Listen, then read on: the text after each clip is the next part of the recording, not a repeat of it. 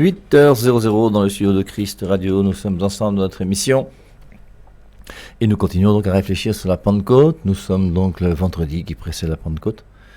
Nous sommes le 21 mai 2021 et donc nous continuons à réfléchir sur la Pentecôte. Alors, en réfléchissant sur la Pentecôte, on va relire le texte de la Pentecôte une fois de plus. On va revenir un peu sur l'évangélisation comme on a vu hier soir. Et alors la question qu'on va se poser c'est, à la Pentecôte, y a-t-il 12 apôtres ou 120 disciples? Alors, habituellement, dans l'Église catholique, on considère qu'il y a 12 apôtres qui ont reçu l'Esprit Saint. Et d'ailleurs, l'iconographie, c'est-à-dire l'art, les représentations, et ça veut dire quelque chose.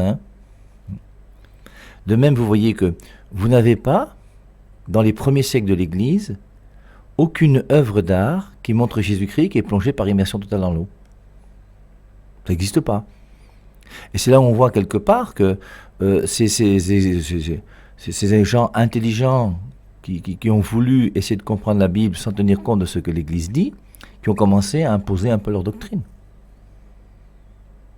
Je ne sais pas depuis quand date, mais ce serait intéressant si quelqu'un connaît un petit peu l'art chrétien, à partir de quand est-ce qu'on voit un Jésus-Christ qui est baptisé par immersion totale dans l'eau? Et je vous rappelle, dans les premiers siècles de l'Église, on voit toujours Jean-Baptiste qui verse de l'eau sur la tête de Jésus. C'est quand même curieux, mais ça veut quand même dire quelque chose.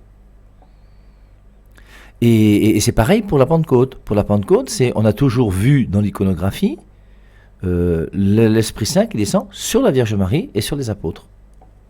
Et maintenant, depuis quelques années, avec les nouvelles églises, qui chacun interprète la Bible à leur manière, on nous fait croire qu'ils étaient donc 120, le jour où l'Esprit Saint est venu. Et le pasteur Marcelo Tunasi, pour qui j'ai pas beaucoup de respect par rapport à la Vierge Marie et son topo sur la Vierge Marie, dit carrément dans son émission YouTube, que je vous invite à écouter, mais qui va vous troubler, mais qu'on va commenter nous aussi à partir de lundi prochain. On va la découper, on va la décortiquer, on va reprendre tous les points pour montrer quelles sont les erreurs doctrinales du pasteur Marcelo Tunasi. Il y en a beaucoup, Il y en a quand même beaucoup, il y a des mensonges même, il faut mettre les choses au clair. Et il dit donc, par exemple, pour épater sa petite foule là, que Marie parlait en langue. Ça fait quand même très très bizarre.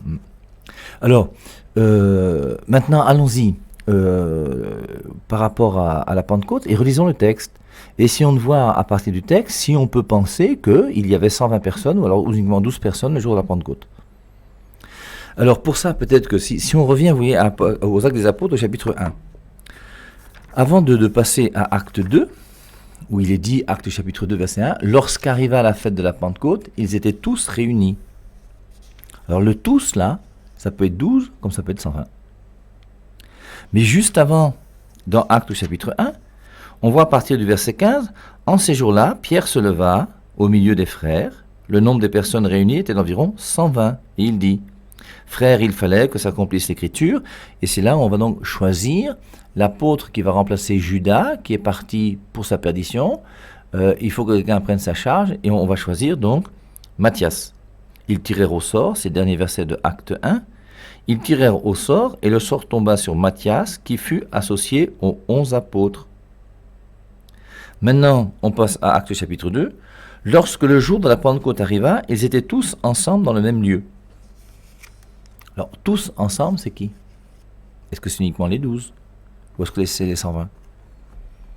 Et forcément, entre l'élection de Matthias et le moment de la Pentecôte, il s'est passé quand même un certain temps. Alors, lorsque le jour de la Pentecôte arriva, ils étaient tous ensemble dans le même lieu. Un bruit soudain se fit entendre dans le ciel, comme une violente rafale, et il remplit toute la maison où ils se trouvaient. Ils virent comme un feu qui se divisait, et sur chacun d'eux se posait une des langues de ce feu. Alors, y avait-il 12 langues, ou 13 avec Marie, ou y avait-il 120? Et alors, je vous rappelle la langue, moi à chaque fois que je parle de la langue, vous le savez déjà un petit peu, mais je pense toujours à la langue de saint Antoine de Padoue. Saint Antoine de Padoue, tout son corps a été décomposé, sauf sa langue. Et Dieu a permis, c'est pas moi j'y suis pour rien, qu'on garde comme seul élément visible encore qui n'est pas décomposé, la langue de saint Antoine de Padoue. Quand vous voyez une langue de bœuf, ou une langue C'est quand même assez laid. C'est très bon, hein, mais c'est assez laid. Et là, la langue dans Saint Antoine de Padoue a été conservée. C'est Dieu qui a permis ça. Et la raison, c'est laquelle? C'est que Saint Antoine de Padoue était un très grand prédicateur. La langue, elle est nécessaire pour qu'on parle. Et c'est pour ça, donc, vous voyez, quand à la Pentecôte, ce sont des langues de feu qui descendent sur les apôtres, c'est pour montrer que cette force qui est donnée est liée à la prédication. C'est pour ça que je pense sérieusement que la confirmation est liée à l'évangélisation. Et que l'Esprit Saint veut nous donner une grâce particulière pour que nous puissions évangéliser avec zèle et ferveur. N'ayez pas peur de ce que vous direz, l'Esprit Saint sera avec vous, il parlera. Comme dit l'Évangile, non? Alors, ils virent comme un feu qui se divisait, et sur chacun d'eux se posait une de ces langues de feu. Tous furent remplis de l'Esprit Saint, et ils se mirent à parler en d'autres langues, dans lesquelles l'Esprit leur donnait de s'exprimer. Alors je vous rappelle, hein, tous furent remplis d'Esprit Saint et ils se mirent à parler en d'autres langues. D'autres langues, c'est pas le parler en langue. Ils ont commencé à parler grec, arabe, crétois, je sais pas moi, tous les langages des gens qui sont autour d'eux là, quelque part. Nous aujourd'hui, ce serait le russe, le chinois, l'anglais, l'américain, enfin je sais pas quoi moi. Peut-être le Wando, le Batoufam, enfin. Tous furent remplis de l'Esprit Saint et ils se mirent à parler en d'autres langues, dans lesquels l'Esprit leur donnait de s'exprimer. Il y avait alors à Jérusalem des Juifs de passage, des croyants venus de toutes les nations qui sont sous le ciel. Et ces gens, quel que soit leur dialecte, les entendirent s'exprimer dans leur propre langue. Alors on a compris, non, je reviens pour ceux qui n'ont pas écouté la dernière fois, c'est que les apôtres vont parler en d'autres langues. Par exemple, un apôtre qui va parler en russe, l'autre qui va parler en chinois, et chacun va comprendre dans sa langue maternelle ce que dit le gars alors qu'il parle chinois ou russe. Et il y a bien quelque chose de miraculeux à travers cet événement qui s'est passé. Et donc on voit donc c'est cette histoire particulière qui fait que tout le monde va être touché. Alors, il y avait alors à Jérusalem des Juifs de passage, des croyants venus de toutes les nations qui sont sous le ciel, et ces gens, quel que soit leur dialecte, les entendirent s'exprimer dans leur propre langue, car le bruit qui s'était produit avait attiré la foule, ils n'en revenaient pas. Alors, c'est dommage qu'on ne puisse pas représenter ça, ce serait bien. Vous imaginez la ville, il y a un bruit particulier, il y a un bruit soudain se fit entendre, et les gens du voisinage ont entendu le bruit, ils sont attirés, ils vont voir ce qui se passe. Donc, car le bruit qui s'était produit avait attiré la foule, ils n'en revenaient pas. Ils étaient stupéfaits, étonnés. Alors maintenant, ce passage intéressant pour moi pour savoir s'ils sont 120 ou s'ils sont 12. Ils étaient stupéfaits, étonnés, et qu'est-ce qu'ils disent? Ce sont tous des Galiléens, disait-il. Et voyez comme ils parlent. Est-ce que les 120 sont tous des Galiléens? Qui sont les Galiléens? Et forcément, les Galiléens, ce sont les 12 apôtres.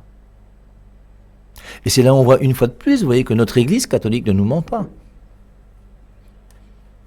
Et que ce sont les 12 et la Vierge Marie qui ont reçu l'Esprit Saint. Moi, j'y peux rien. Alors maintenant, ça déplaît, vous voyez, aux gens des nouvelles églises, parce qu'ils voudraient que l'Esprit Saint ne soit pas réservé dans cette histoire de Pentecôte uniquement aux autorités de l'Église.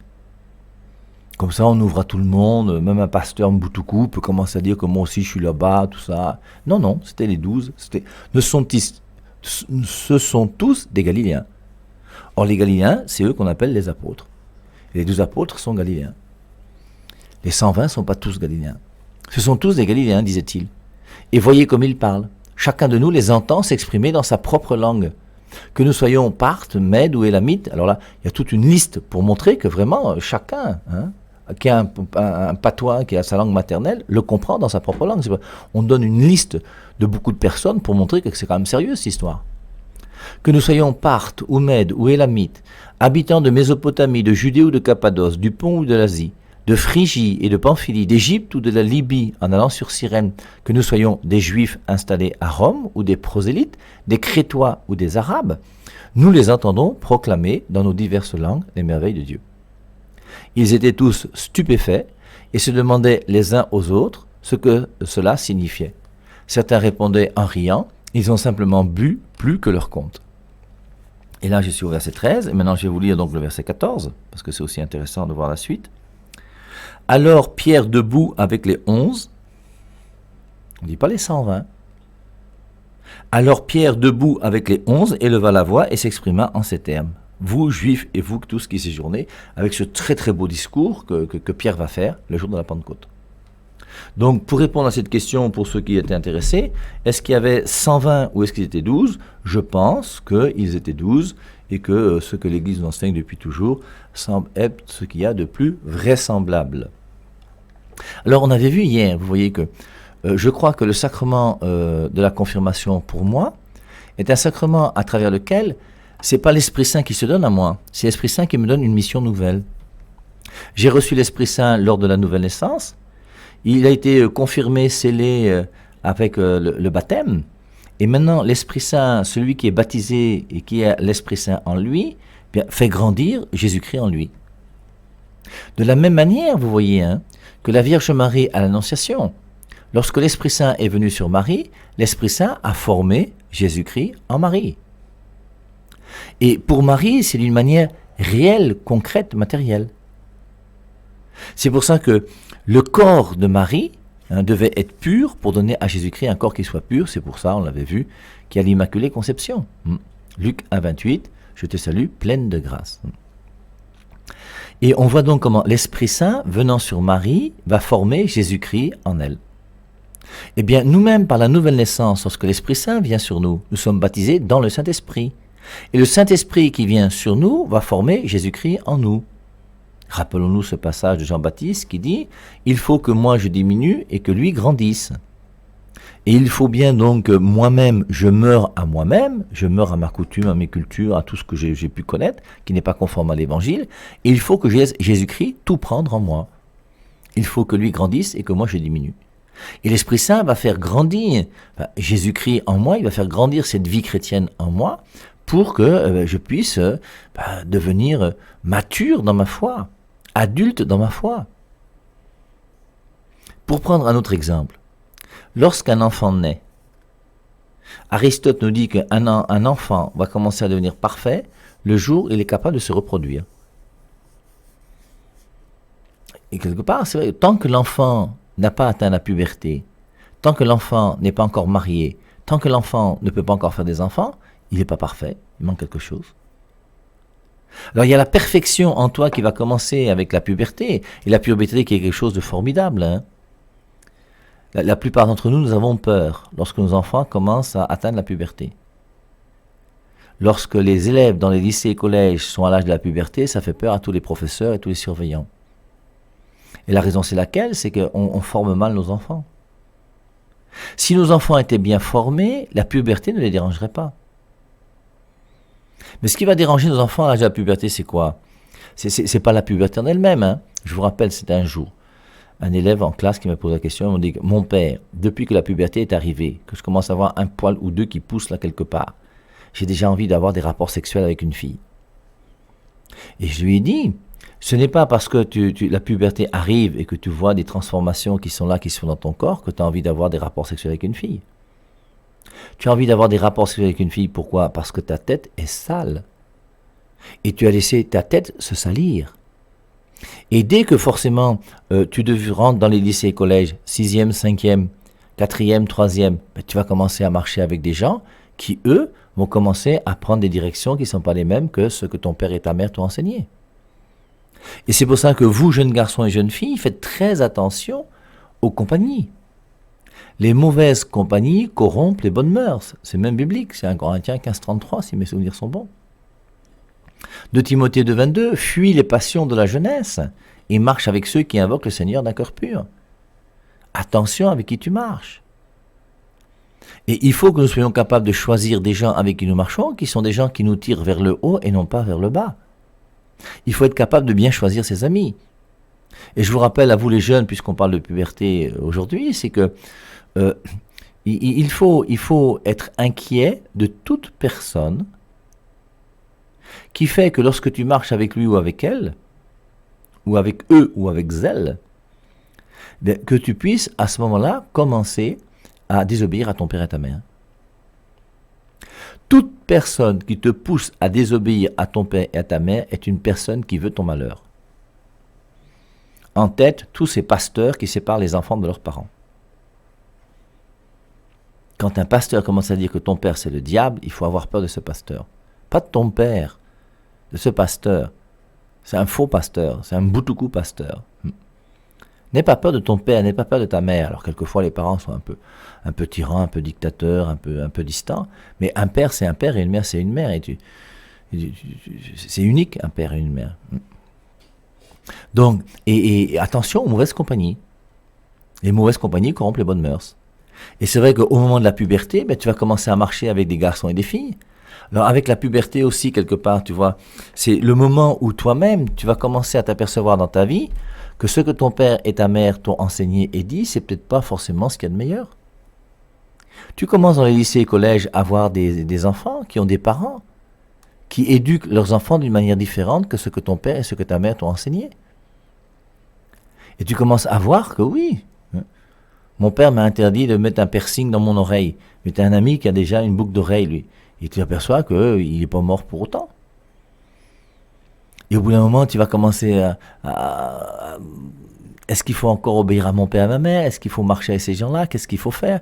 Et comme souvent, quand on est un peu faible, on veut se faire bien voir par des groupes de personnes qui sont quelquefois bizarres. Alors tu es obligé de devenir bizarre aussi. Attention aux mauvaises compagnies. Les mauvaises compagnies corrompent les bonnes mœurs. Et avec la puberté, eh bien, si toi-même tu as compris ce que sont de véritables relations sexuelles entre un homme et une femme, mais tu ne vas pas commencer à faire des rapports sexuels à 14 ans ou à 15 ans. Et tu vas comprendre qu'il faut déjà être mature et grand pour avoir des rapports sexuels, parce que quand tu as des rapports sexuels, tu peux avoir un enfant. Et s'il y a un enfant, ben, ce n'est pas quand tu es en classe de seconde que tu vas devenir papa pour l'éduquer. Tu es un faux père qui éduquera mal ton enfant. Parce que pour éduquer ton enfant, ben, il faut déjà que tu aies un salaire, que tu aies une maison, que tu sois capable de lui donner des couches et le lait, et que tu sois capable de l'inscrire à l'école, que tu sois capable de s'occuper de sa mère, qui est ta femme. Et si tu n'es pas capable de faire tout ça, ben tu restes tranquille et tu attends. Le jour où tu auras toutes les possibilités de pouvoir vivre une vie qui soit conforme à ce que tu veux. Donc, et tout ça pour vous dire quoi? Par rapport à la fête de la Pentecôte, j'ai reçu Jésus-Christ par la nouvelle naissance. Jésus-Christ est en moi. Et à la Pentecôte, l'Esprit Saint me dit, ce Jésus-Christ qui est en toi, il faut que tu le donnes au monde entier. Cette vie humaine que j'ai reçue par mon père et par ma mère, qui fait que je grandis. Avec la puberté, je commence à voir mes spermatozoïdes ou mes règles et mes menstrues. Et je suis déjà capable de donner la vie. Maintenant, il faut que je puisse aimer une personne, m'engager avec lui, avec elle, et ensuite, je pourrai moi aussi donner cette vie que mon père et ma mère m'ont donnée. Et cette vie que j'ai reçue de Dieu, cette vie divine qui est en moi, il faut que moi aussi, un jour, je sois capable de la donner à d'autres. Et la Pentecôte, c'est l'Esprit Saint qui veut te donner une grâce particulière et spéciale pour te dire que, à partir d'aujourd'hui, cette vie divine que tu as en toi et que tu trouves bonne et belle, bien, tu ne peux pas la garder pour toi et j'ai besoin que tu utilises ta bouche, que tu utilises tes pieds pour aller parler de moi à droite et à gauche. Et nous devons tous devenir des évangélisateurs. L'évangélisation n'est pas facultative. Alors maintenant, chacun à son niveau va trouver sa manière de faire. Et c'est pour ça qu'une fois de plus, vous voyez, il est bon que vous, les parents, vous vous posiez des questions pour savoir comment est-ce que vous éduquez vos enfants d'une manière chrétienne aujourd'hui dans votre maison. Est-ce que vous faites une étude biblique de temps en temps? Est-ce que vous essayez de parler de Dieu à vos enfants de temps en temps? Je vous rappelle, c'est un exercice que moi je propose à beaucoup de parents, c'est prenez une feuille de papier, écrivez le nom de tous les enfants que vous avez sur chacune des feuilles de papier et vous mettez tout l'argent que vous avez sorti pour votre enfant pour le former intellectuellement. Tu lui as acheté un cartable, tu lui as acheté une tenue, tu lui as acheté quand il est rentré à la CIL, après il y a eu voilà. L'école primaire, l'école maternelle, l'école primaire, la CIL, le CP, le CE1, le CE2, le CM1, le CM2. Après, il y a eu le CEPE. Après ça, tu lui as payé un collège. Alors, si c'est un collège public, malheureusement, il faut souvent une enveloppe de temps en temps, 50 000 francs, 100 000 francs, que donne un proviseur qui est un corrompu, qui va bouffer cet argent et qui, malheureusement, eh bien, ce ne sera pas pour sa sanctification, parce qu'un jour, il aura des comptes à rendre pour tout l'argent qu'il a volé. S'il y a quelqu'un qui m'entend, tant mieux. Un jour, il y a une dame qui était venue me voir. Elle vient me voir dans le parloir, là-bas, chez les frères de Saint-Jean. Et puis alors on discute de tout, de rien, elle me pose des petites questions là. Et après je lui dis, mais vous faites quoi dans la vie? Elle me dit, elle est directrice d'école. Et je lui dis, au début de l'année, vous prenez des enveloppes de temps en temps? Elle a commencé à baisser la tête. Et je lui dis, mais madame, vous êtes une voleuse? Elle a commencé à pleurer. Mais qu'on soit conscient, si tu es voleur, tu es voleur. Mais si tu veux continuer à voler, vole. Il y a un passage de l'Apocalypse qui dit que celui qui fasse le mal continue à faire le mal jusqu'au bout. Et que celui qui fasse le bien fait le bien jusqu'au bout. Mais si c'est ton cas et que tu reconnais que tu es voleur, mais ne vole plus. Forcément, alors peut-être que tu auras une voiture qui sera moins belle, peut-être que tu auras une maison qui sera moins belle, peut-être que tu ne vas pas construire à Bastos, mais que tu vas construire après une croix-bande quelque part, ou sur la route de Mfou, je ne sais pas quoi, moi. Oui, c'est possible. Mais il faut qu'on soit honnête, qu'on soit clair. Et donc, comprenons donc que c'est important pour nous de pouvoir être capable d'évangéliser, que nous puissions évangéliser nos frères. Regardez votre enfant, combien d'argent vous allez donner pour son école primaire. Si vous l'avez envoyé maintenant dans un établissement privé, la scolarité va être encore beaucoup plus grande. Si après vous l'avez mis dans une université privée, vous allez vous apercevoir que vous avez sorti, moi je sais pas, 5, 8, 10 millions pour la scolarité de votre enfant. Moi je me souviens quand les parents étaient à Berthois et qu'ils devaient envoyer leur enfant à l'université ici, ben, c'était tout un budget. Il fallait trouver une chambre, il fallait payer une année, il fallait, c'était pas facile. Et forcément, après il faut la ration, au cas où il y a une maladie, il faut quand même passer de temps en temps voir ton fils ou ta fille, comment elle va, c'est pas toujours facile. Et alors si en plus maintenant on envoie nos enfants à l'étranger, pour vous qui avez beaucoup d'argent là, et qui envoyez vos enfants à l'étranger, vous avez des gens qui ont sorti 30, 40, 50 millions pour l'éducation d'un enfant. Et maintenant, la question qu'il faut se poser, c'est combien de millions ou bien combien de sommes d'argent as-tu mis de côté pour aider ton enfant à être chrétien? Alors forcément, il y a quand même le baptême. Il a fallu payer le denier du culte, je ne sais pas quoi, quelques petites choses. Ensuite, il y a eu la communion. Ensuite, il y a eu la confirmation. Est-ce qu'un jour, tu as acheté une Bible à ton enfant? Je vous rappelle que moi, je suis vendeur de la Bible des peuples, qui est la Bible que je vous conseille. Si vous avez acheté une Bible autre que la Bible des peuples à votre enfant, achetez-lui aussi la Bible des peuples. La Bible des peuples est une Bible qui est simple à lire, qui est facile, qui a des notes qui sont très bonnes. Et n'hésitez pas. Et regardons, vous avez aujourd'hui des parents qui sont là, qui vont à la messe chaque dimanche, vos enfants sont même plus chrétiens. Vos enfants ne vont même pas à la messe. Vos enfants ne croient même pas à la virginité jusqu'au jour du mariage chrétien. Mais qu'est-ce qu'on a fait de l'éducation de nos enfants? Alors maintenant, on va fêter la Pentecôte, oui. Oui. Il est venu renouveler tout, ô Esprit Saint, merci, Amen, Alléluia, tout ça. Oui, c'est facile, hein. Mais concrètement, qu'est-ce que ça veut dire pour nous dans notre vie? Est-ce que moi, par ma manière de vivre et par mon témoignage, j'ai réussi à faire qu'une personne, ou 2, ou 10, ou 100 se soit posé des questions par rapport à leur vie chrétienne? Ou est-ce que par ma manière de faire et de vivre, je suis un corrompu comme les autres? Comment veux-tu enseigner quelqu'un par rapport à la foi si toi-même tu es un bandit? On te voit voler de l'argent, on te voit que on sait le travail que tu fais, on voit le salaire que tu as. Tu vis 10 fois au niveau de ton salaire. Tu veux que ça vient d'où? Ça vient du ciel? Et il faut que chacun d'entre nous, nous puissions avoir ce témoignage simple, vrai, de notre relation amoureuse avec ce Jésus-Christ que nous aimons. Je le piffe mal, il me yamo. Et maintenant que je puisse, par ma vie, simplement pouvoir toucher, alors, mes enfants, bien sûr, mon mari, ma femme. Vous, les femmes qui avez un mari qui est bizarre, mais vous avez le devoir de prier pour lui tous les matins et tous les soirs. Tous les matins et tous les soirs, demandez à l'Esprit Saint. S'il faut, vous jeûnez. Vous commencez à maigrir un peu parce que vous faites des efforts, parce que vous voulez la conversion de votre mari. Tout ce que vous demanderez en mon nom, je vous le donnerai. Matthieu 7,7, demandez, vous recevrez. L'autre, c'est Jean 14,14. Alors, c'est important. Et en plus, non seulement dans notre famille, comme dont on parle là, c'est pour ça que je vous rappelle que dans une famille, normalement, il doit y avoir un oratoire. Et dans votre maison où il y a un oratoire, il faut que vous soyez capable de vous asseoir dans votre oratoire ou de vous mettre à genoux, là, tous les matins et tous les soirs pour faire la prière avec vos enfants. Il faut que tes enfants te voient de temps en temps lire la Bible quand tu as l'oratoire. Moi, je n'ai jamais vu mon père prier. Je n'ai jamais vu mon père lire la Bible. Jamais. Et c'est dommage, c'est très dommage. Et vous qui êtes des parents chrétiens, mais faites-le. Et le week-end, faites une étude biblique ensemble. Comme on l'a déjà dit. Alors, maintenant, non seulement pour mon père, pour ma mère, pour ma famille, pour mes proches, mais aussi qu'on soit attentif aux voisins, à la voisine, à nos collègues de bureau. Qu'on soit capable aujourd'hui de se former pour faire que ceux qui disent des bêtises, on puisse leur dire qu'ils disent des bêtises.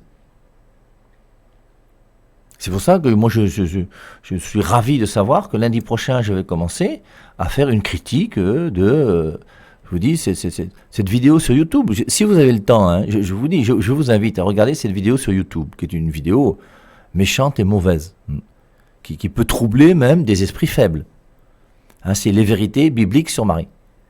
Et les vérités bibliques sur Marie, le pasteur Marcelo Tunasi, alors, malheureusement avec beaucoup de mensonges, puisqu'il dit qu'on a fait de Marie une déesse, que dans l'église catholique, on devrait dire que c'est l'église de Marie, non pas l'église de Jésus. Ce sont des aberrations. C'est là où vous voyez que le gars, là, il est quand même déconnecté, il ne cherche pas la vérité. Il dénigre pour dénigrer. Mais au-delà de ça, il a des arguments quand même qui sont intéressants. Et que nous devons être capables de comprendre. Et essayer de montrer pourquoi il y a une erreur et d'où vient cette erreur. C'est pour ça que je vous ai dit hier que moi, quand j'étais au Mounier des Jeunes à Berthois, pour la préparation à la confirmation, je prenais 2 ans de doctrine. Je formais les jeunes pendant 2 ans pour la confirmation. Et les jeunes qui faisaient 2 ans de doctrine à Berthois pour la confirmation, ils sortaient de là quand même en ayant un bagage intellectuel qui était solide. Ils étaient capables, avec la Bible, de justifier. On a montré comment on peut mal interpréter la Bible. Et c'est pour ça que la grande vérité qu'on enseigne nous sur la 100.3, qui est la vérité que personne ne peut détruire, c'est que la parole de Dieu ne se trouve pas premièrement dans la Bible, encore moins dans la Biblette, mais la parole de Dieu se trouve dans l'Église. Et c'est pour ça que nous avons raison d'être catholiques. Et que tous ceux qui sont non catholiques sont malheureusement dans l'erreur. Alors, mais c'est important, vous voyez, aujourd'hui, d'avoir un minimum de connaissances, parce que le monde dans lequel on est un monde aujourd'hui qui est quand même assez hostile à la vérité de l'Évangile. Et il faut donc que nous ayons l'humilité de pouvoir, dire où se trouve la vérité. Et aujourd'hui, lorsque vous allez envoyer vos enfants à l'université adventiste de Nanga et Boko là-bas, forcément, ne vous étonnez pas qu'après 2-3 ans, ils commencent à vous dire que vous les catholiques, vous êtes des idolâtres, que Joseph et Marie avaient des enfants, que toutes ces choses-là. Et il faut que toi-même tu sois capable, à partir de la Bible, de pouvoir justifier ce que tu crois. Alors, vous n'êtes pas obligé de connaître autant de références bibliques que le Père Hervé Marie, bien sûr. Vous n'êtes même pas obligé de connaître énormément de références bibliques.